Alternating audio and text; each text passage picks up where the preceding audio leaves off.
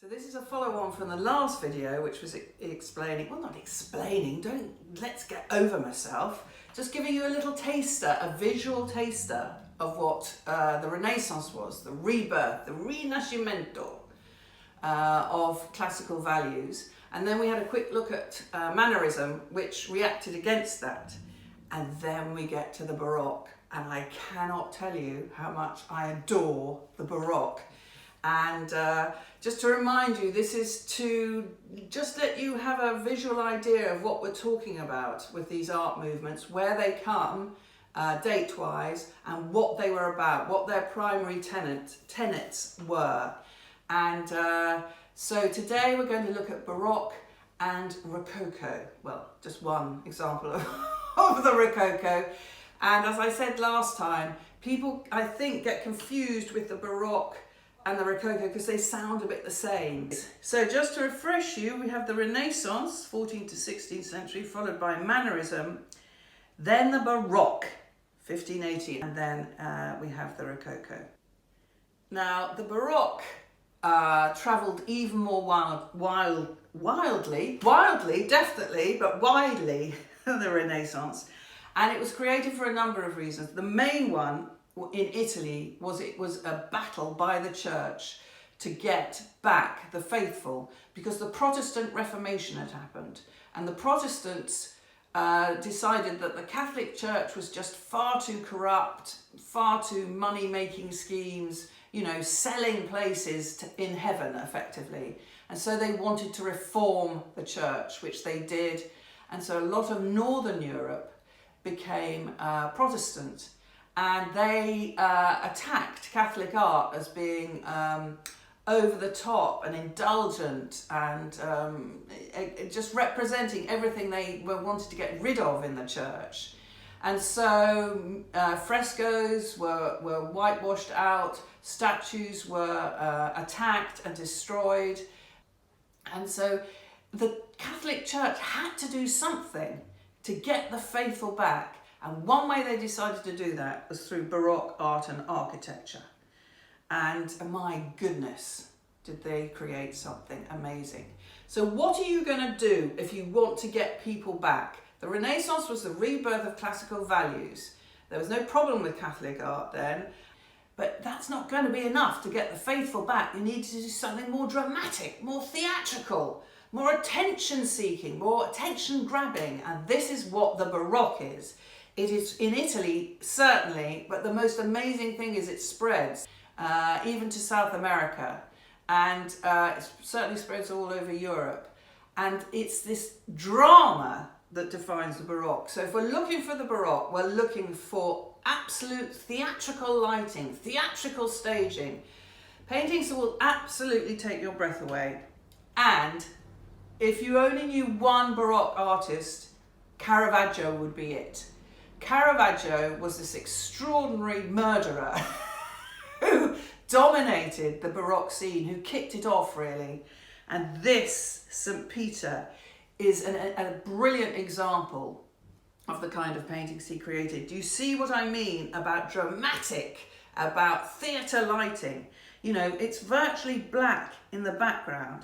And here we have St. Peter, who insisted on being crucified upside down, lit in this light that's almost false, in a way that Baroque does this, in the way that Baroque creates this theatrical experience.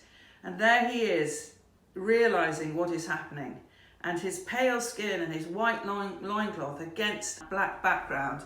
This is Baroque on steroids.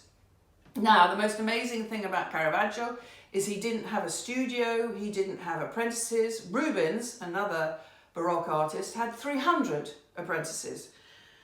Because he was a bit of a wild one, Caravaggio didn't want any of this, so he had no school and he wanted no followers. But guess what happens when you when you don't want something? It happens. And there is even a name for the followers, and that is the Caravaggisti, and they went all over Europe.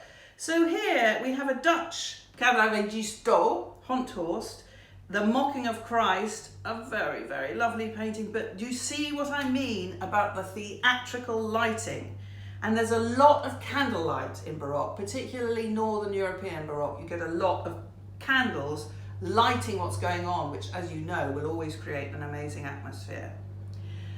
The other thing is, although there were some nuns in the Renaissance who were painting, they'd rather be nuns and paint than married and not be able to do what they wanted to do, we start getting female artists, and one of the bravest and one of the greatest is Artemisia Gentileschi, and I will definitely be doing videos about her. The other thing to warn you is the Baroque is very bloody, but just take it as illustrations, as the Renaissance was, illustrations of Bible stories. That's all it is. Do not get too upset by Judith beheading Holofernes. But she's great, Artemisia, because she gives a woman's view of what's going on. And look at that as a woman's view of what's going on. Rubens, as I mentioned, a giant, just a giant in the art scene. So many paintings. But this is an amazing one, and I'm showing you this because it's in the National Gallery if you're in this country. And again, this theatrical lighting, but also with Rubens, these amazing textures, all the different textures of her dress, the carpet they're on. You get a lot of curtains behind in Baroque paintings. If you see a big curtain behind something, you can virtually guarantee it's Baroque. And of course Rembrandt. Now you're getting the idea of the astonishing array and geographical array of painters. So here we have Rembrandt. Look at that theatrical lighting. Again, an almost mystical painting. And it's not just about the Counter-Reformation. It's also about dynasties, monarchical dynasties, and wanting to cement their importance. And here we have Las Meninas, which I'm putting in because he's probably Velázquez's most famous painting, and you may know it. And this is Baroque. Are you beginning to get the breadth? And then we have Vermeer, tiny little Vermeer. And you think, well, that can't be Baroque. He's not big.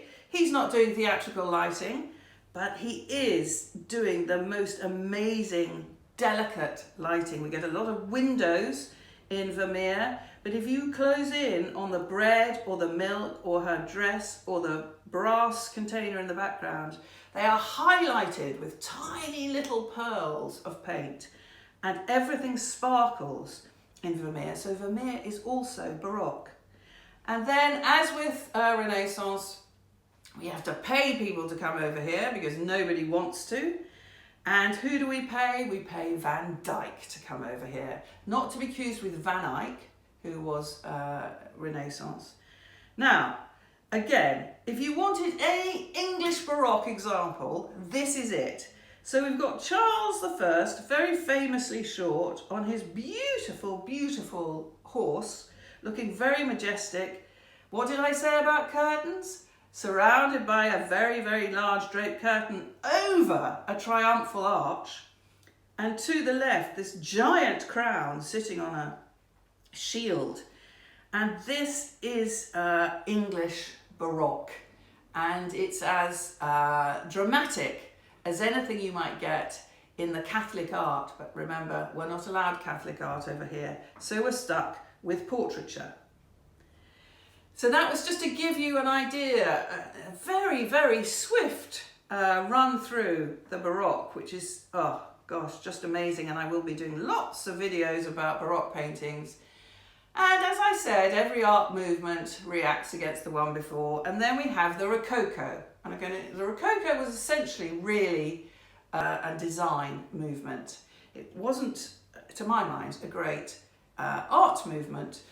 And here we have a very good example of the Rococo by Fragonard, and it's in the Wallace collection if you want to go and see it. So whereas the Baroque was dramatic and dirty, lots of dirty feet and lighting and darkness and intrigue and blood, here we have the Rococo, which is just very pretty and fluffy and a delight. So that is an enormous contrast from one art movement to the next. And it was mainly in France, the Rococo, I have to say. So there we have it, 2 videos. I hope that's really shown you the difference between everything and located some of the artworks in the movements they belong to.